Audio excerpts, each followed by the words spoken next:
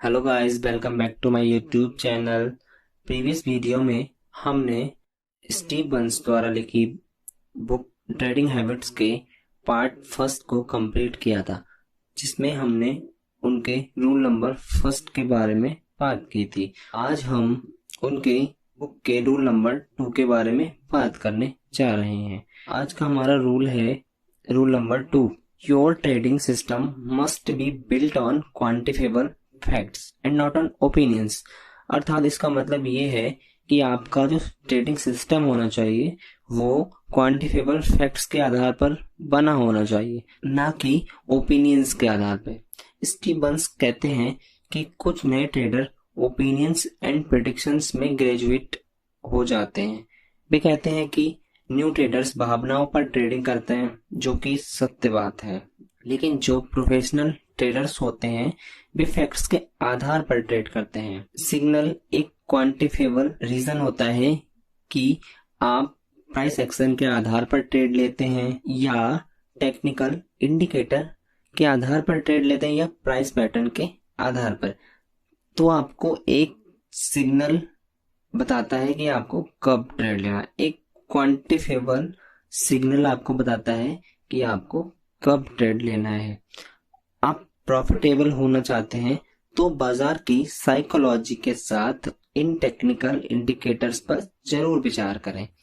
आगे ये कहते हैं कि डिप पर बाय करना एक सिग्नल नहीं होता है। अर्थात इस बात का तात्पर्य ये हुआ कि अगर आप डिप पर बाय करते हैं तो हो सकता है वो डिप और नीचे चली जाए, तो वो आपके लिए एक फॉल्स सिग्नल हो सकता है। लेकिन S&P इंडेक्स पर 50 डे SMA पर अगर आप पुल बैक पर बाय करते हैं तो वो आपके लिए क्वांटिफाइबल ट्रेडिंग सिग्नल होता है।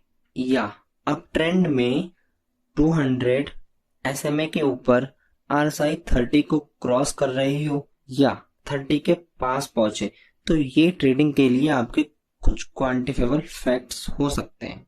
सिग्नल्स को हिस्टोरिकल पैटर्न्स के आधार पर रिसर्च करना चाहिए और ट्रेडिंग सिग्नल्स को बैक टेस्ट जरूर करना चाहिए।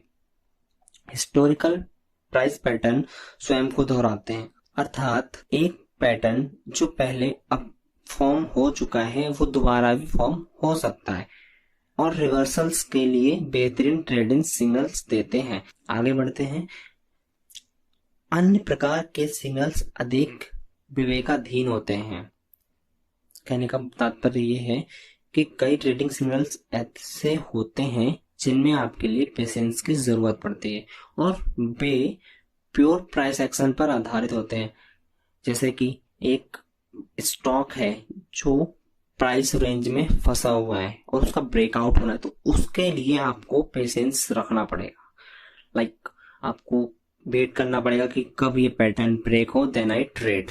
ठीक है, ऐसे ही ट्रेंड लाइंस और चार्ट पैटर्न्स जो होते हैं वो पेशेंस के साथ प्ले करते हैं। प्राइस रेंज का ब्रेकआउट, लाइंस और पैटर्न ये सभी क्वांटिफाइबल होते हैं, लेकिन एक ट्रेडर के लिए काफी विवेक की जरूरत पड़ती है इन क्वांटिफाइबल सिग्नल्स को ट्रेड करने के लिए, और इसके बैक टेस्ट करना भी काफी कठिन होता है।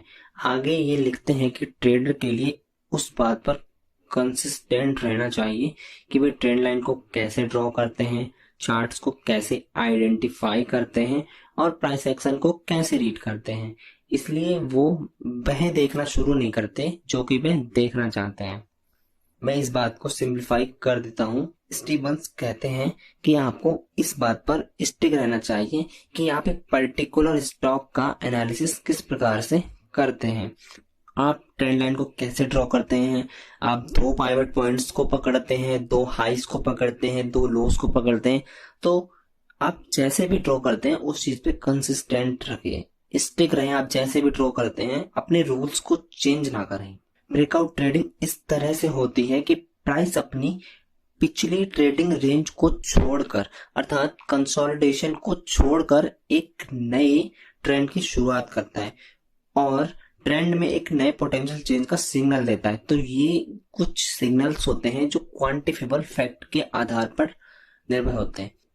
विश्वास, भावनाओं और प्रेडिक्शन पर आधारित ट्रेड लेने से कई गुना बेहतर है कि आप एक रीजनेबल ट्रेड लें।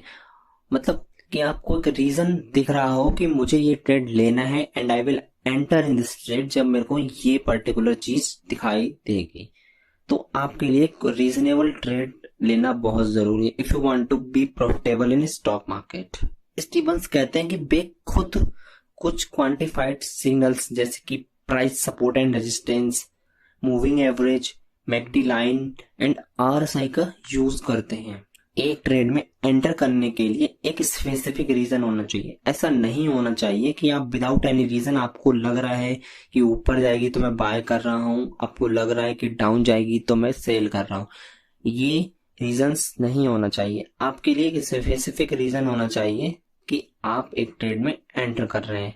ये आपको सामर्थ्य देता है, ये आपके अंदर पोटेंशियल लाता है कि ये आप एक अच्छी विनिंग परसेंटेज, एक अच्छा रिस्क रिवॉर्ड रेशियो और आपको एक अच्छा मौका देता है कि आप अपने टाइम फ्रेम पर ट्रेंड की सही दिशा में ट्रेड कर रहे होते हैं।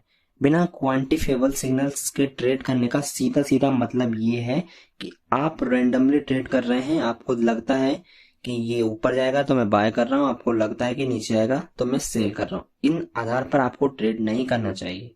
आगे ये कहते हैं कि आप डिस्क्रिमिनेटरी ट्रेडिंग अर्थात भावनाओं से भरी हुई ट्रेडिंग को क्वांटिफिएबल सिग्नल्स के साथ रिप्लेस कर सकते हैं, जो आपको एक ट्रेड में एंटर करने का स्पेसिफिक रीजन देगी।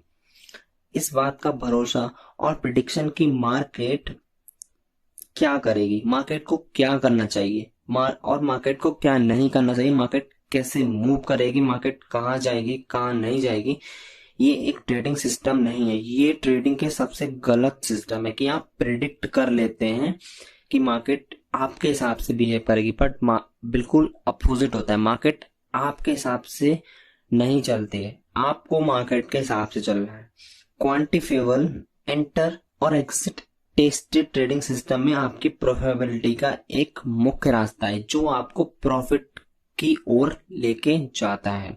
आज के रूल नंबर 2 में हमने सीखा कि हमें हमेशा क्वांटिफिएबल फैक्ट्स के आधार पर ट्रेड करना चाहिए, ना कि प्रिडिक्शंस पे ट्रेड करना चाहिए। एक ट्रेड में एंटर होने के लिए एक पर्टिकुलर रीजन होना चाहिए। हम कभी भी फैक्ट्स को नहीं भूल सकते, ना ही उनको छोड़ के ट्रेड में एंट्री लेंगे।